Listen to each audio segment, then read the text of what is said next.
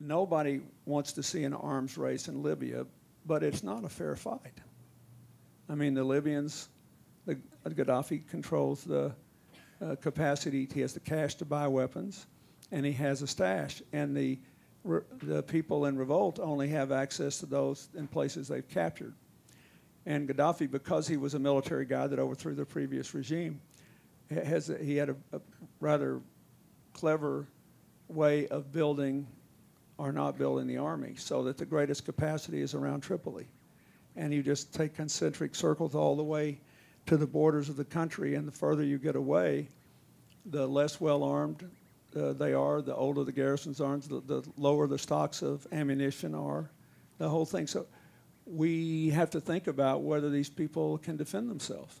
But they're being killed by mercenaries, and so I think we should support them. Yeah, well, how do we support them?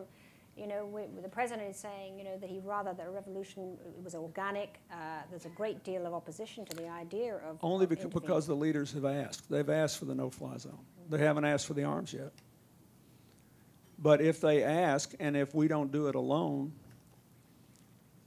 look, it would be clearly better if the United Nations would authorize it.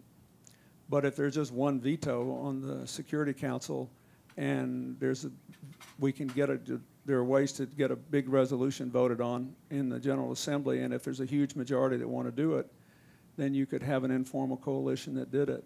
But I understand why. Look, America is spending a ton of money in Afghanistan. We're not entirely out of Iraq yet. We're spending about $110 billion a year on in all these areas, and the military is overstretched. But we have the planes to make our appropriate contribution to this.